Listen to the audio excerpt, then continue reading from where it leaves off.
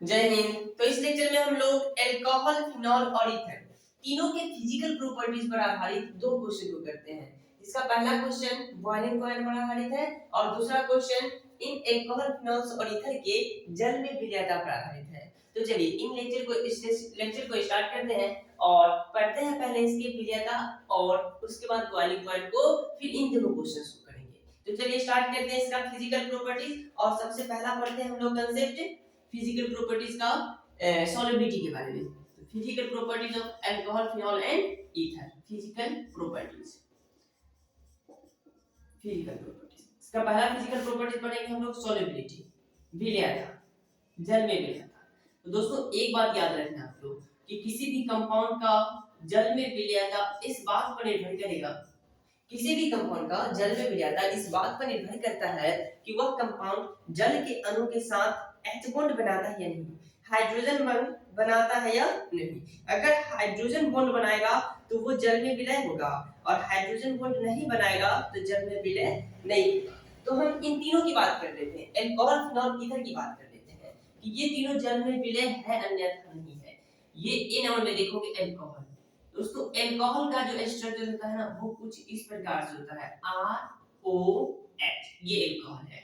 और अल्कोहल में देख रहे हो ये ऑक्सीजन एटम, ये ऑक्सीजन एटम जो है ना जल के अणु, ये हाइड्रोजन से इस प्रकार से बॉन्ड बना देगा। हाइड्रोजन एटम के साथ, हाइड्रोजन एटम के साथ ये ऑक्सीजन जुड़ गया और बॉन्ड बना लिया, इसी को कहते हैं H बॉन्ड।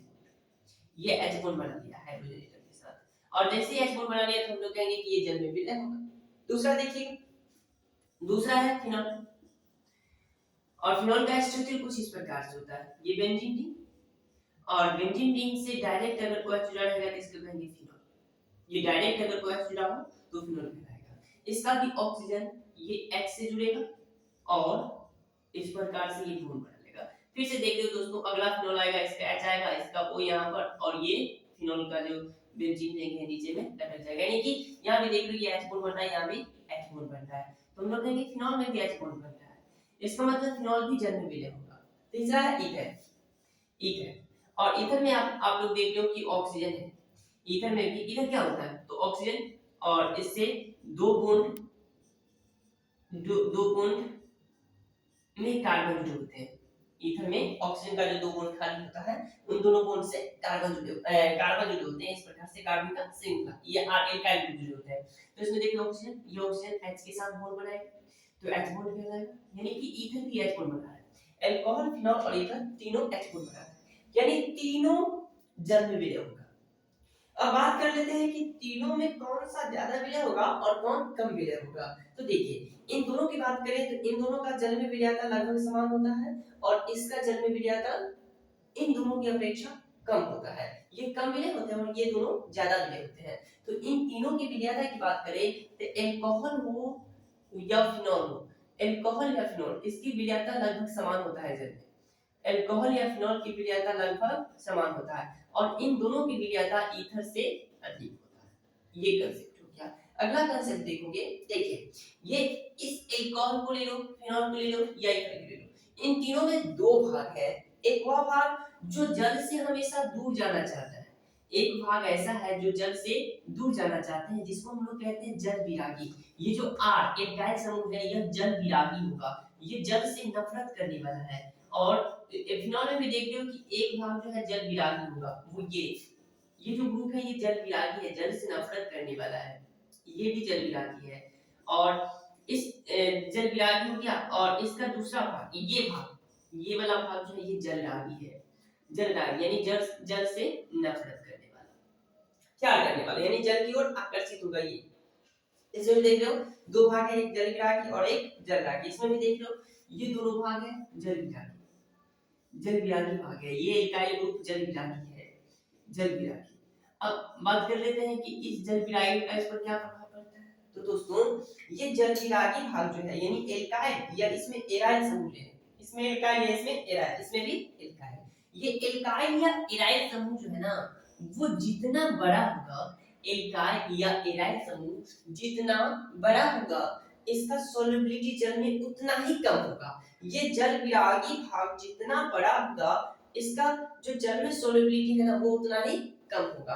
तो कहेंगे ये जो सोल्युबिलिटी है वह इसकी लंबाई यानी कि जल विरागी पार्ट जो है एल्काइल या एराइल समूह के लंबाई के व्युत्क्रमानुपाती हो जाएगा, यानी इसमें जो कार्बन का संख्या होगा उसके व्युत्क्रमानुपाती हो जाएगा। तो कहेंगे सॉल्युबिलिटी ऑफ अल्कोहल फिनॉल या ether, solubility of alcohol phenol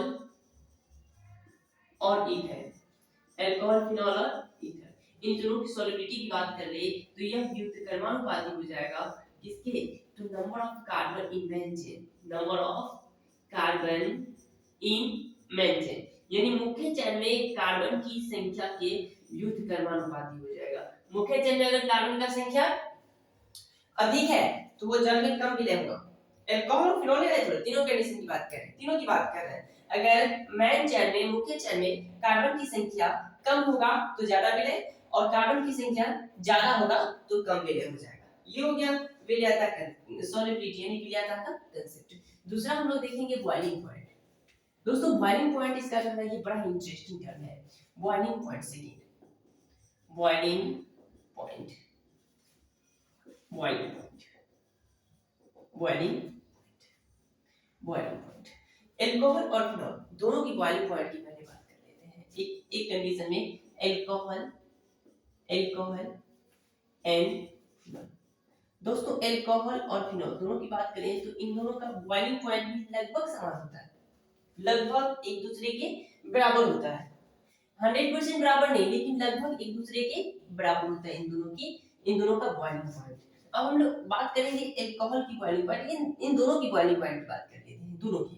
तो देखिएगा इसका जो बॉइलिंग पॉइंट है BP बॉइलिंग पॉइंट, यह सीधा समानुपाती हो जाएगा। बॉइलिंग पॉइंट जो है यह सीधा समानुपाती हो जाएगा इससे। ये जो अल्कोहल जो है इसमें ये मेन चेन जो होगा, अल्कोहल ये हो गया, इसमें जो ये मेन चेन है इसमें कार्बन की संख्या के सीधा समानुपाती हो जाएगा। पहला नंबर है कार्बन की संख्या के सीधा समानुपाती। बॉइलिंग पॉइंट जो है यह मेन चेन में उपस्थित कार्बन की संख्या के सीधा समानुपाती हो जाएगा। मेन चेन में कार्बन की संख्या यानी कार्बन की संख्या मेन चेन में जितना ज्यादा होगा बॉइलिंग पॉइंट उतना ही ज्यादा होगा।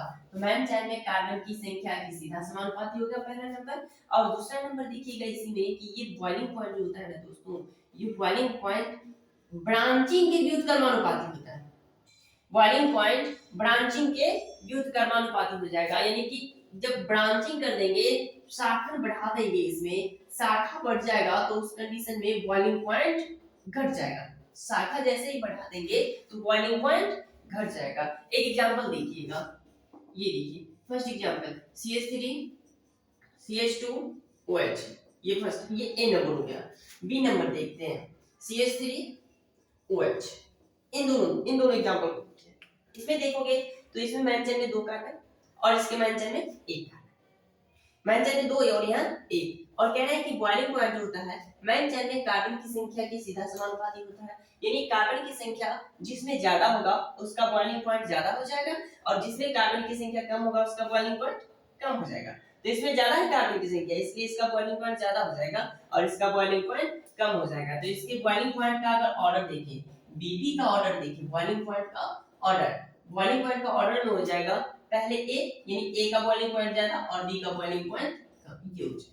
ये बॉइलिंग पॉइंट का ऑर्डर हो गया। इसी का सेकंड एग्जांपल देखोगे, सेकंड एग्जांपल हम लेते हैं ब्रांचिंग पर आधारित। पहला एग्जांपल है CH3 CH2 और ये OH ये, और बी नंबर में देखोगे CH3 CH, यहाँ पर OH और ये CH, ये इस प्रकार से होगा। ये 2 एग्जांपल, इसका नाम हो गया 1 2 3 3 कार्बन, तो प्रोप सिंगल बॉन्ड के लिए N, और ये एक ही नंबर प्रोवाइड हो रहा है तो प्रोपेन 1 ऑल, प्रोपेन 1 ऑल, और ये हो जाएगा प्रोपेन 2 ऑल, प्रोपेन 2 ऑल। इसमें देख लो इसमें ब्रांचिंग नहीं हुआ है और इसमें ये जिस कार्बन से OH ग्रुप जुड़ा हुआ है उसके साथ 2 मिथाइल ग्रुप जुड़ा हुआ है, यानी ये ब्रांचिंग कर रहा है। इसमें ब्रांच है, 2 ब्रांच है और इसमें सिर्फ एक ही ब्रांच है जो कि नॉर्मल है, ये नॉर्मल ब्रांच है। और इसमें देख लो ये 2 मिथाइल ग्रुप इस OH जिस कार्बन से OH जुड़ा हुआ है उससे 2 मिथाइल ग्रुप जुड़े हुए हैं। तो इसमें देख लो ब्रांच बन रहा है और इसमें ब्रांच नहीं बन रहा है। और कांसेप्ट क्या है कि बॉइलिंग पॉइंट जो है ना वह ब्रांचिंग का व्युत्क्रमानुपाती हो जाता है। अगर ब्रांचिंग होगा तो बॉइलिंग पॉइंट कम हो जाएगा, और ब्रांचिंग नहीं होगा तो बॉइलिंग पॉइंट ज्यादा होगा। तो जो देखिए इसमें ब्रांचिंग हो रहा है, इसलिए कहेंगे शाखन हो रहा है, इसमें शाखा बन रहा है इसमें, तो कहेंगे कि इसका बॉइलिंग पॉइंट कम होगा और इसका बॉइलिंग पॉइंट ज्यादा होगा। अगर ब्रांचिंग है तो बॉइलिंग पॉइंट कम, ब्रांच नहीं बना रहा है, शाखा नहीं बना रहा है, तो बॉइलिंग पॉइंट ज्यादा। ये ब्रांच देख लो, ये नॉर्मल है, ये नॉर्मल है, नॉर्मल अल्कोहल, और ये ब्रांच बना रहा है, ये जो अल्कोहल है 2 डिग्री अल्कोहल है, साथ में ब्रांच बना रहा है, तो हम लोग कहेंगे इसका बॉइलिंग पॉइंट ज्यादा ए नंबर का, और उसके बाद बी नंबर का। इसका अगला देखोगे बॉइलिंग पॉइंट में, पहला कांसेप्ट हो गया। बी नंबर में देखोगे बॉइलिंग पॉइंट, बॉइलिंग पॉइंट,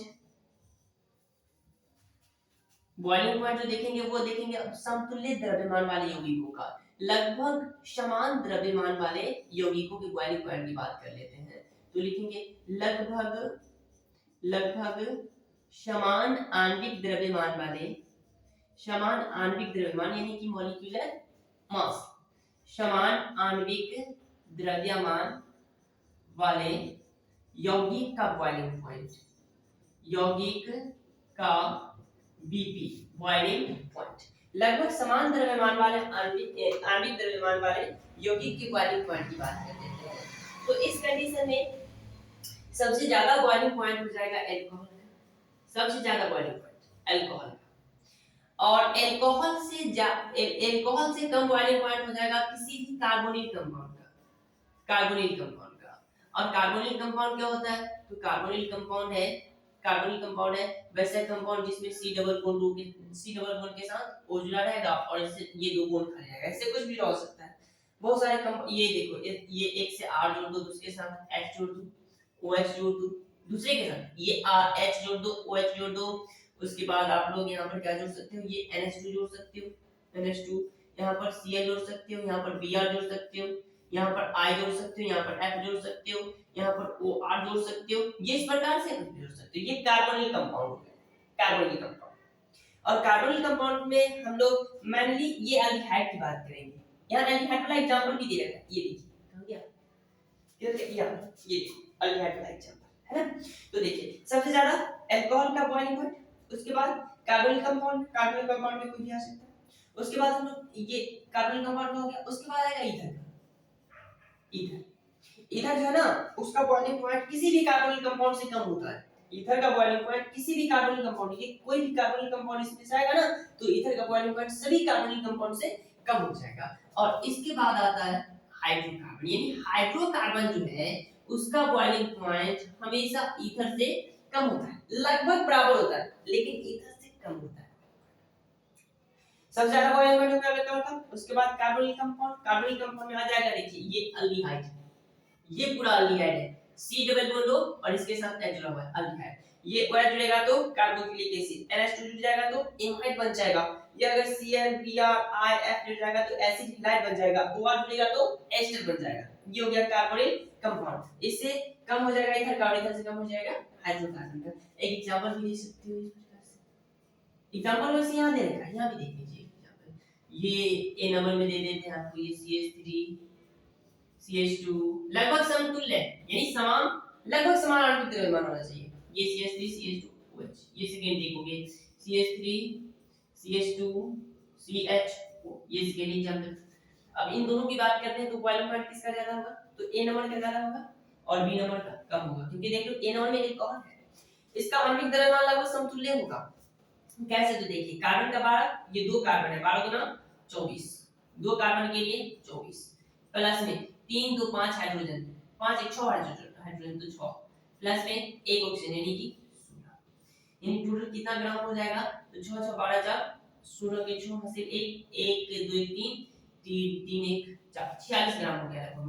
इसको भी देखते हैं, तो 12 दिया 36, 36 प्लस में 3 2 5 5 1 6, उसके बाद 16, ये इसे तो इसमें देखोगे आप लोग कितना होगा, तो इसमें हो जाएगा 36 4 40 2 42 और 16 हो जाएगा, तो 6 3 18 के 8, उसके बाद 2 3 1 4 1 5 58 का ये कितना हो गया। उसके बाद एक और एग्जांपल ले लेते हैं सी नंबर में, इसका सी देखोगे CH3 CH2 CH3 ये हो गया, तो तीन कार्बन के लिए हो जाएगा कितना, 3 कार्बन तीन हो जाएगा 12 3 36 और 3 3 3 6 2 8 हाइड्रोजन 36 8 हो गया 44, ये 44 नंबर हो जाएगा इसका।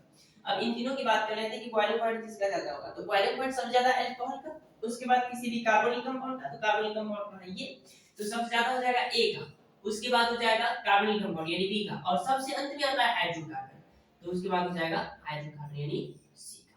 ये हो जाएगा। अब इन क्वेश्चन को करते हैं। पहले बॉइलिंग पॉइंट का क्वेश्चन कर लेते हैं। बॉइलिंग पॉइंट का कांसेप्ट क्या है? तो बॉइलिंग पॉइंट का कांसेप्ट है H4 बनाएगा तो जल में विलय होगा, और H4 नहीं बनाएगा तो जल में विलय नहीं होगा। तो इसमें देखते हैं H4 कौन कौन बनाता है। इसमें देख लो ये A नंबर H4 बनाएगा अल्कोहल है, ये भी H4 बनाएगा अल्कोहल है, ये भी H4 बनाएगा अल्कोहल है, और ये भी H4 बनाएगा ईथर है। अब इन तीनों की बात करते हैं। अगला कांसेप्ट देखते हैं। अगला कांसेप्ट में क्या है कि अल्कोहल और फिनोल का जो बॉइलिंग पॉइंट होता है वो लगभग समान होता है, लेकिन इन दोनों का बॉइलिंग पॉइंट ईथर से ज्यादा है। अल्कोहल और फिनोल का बॉइलिंग पॉइंट लगभग समान, लेकिन ईथर से ज्यादा।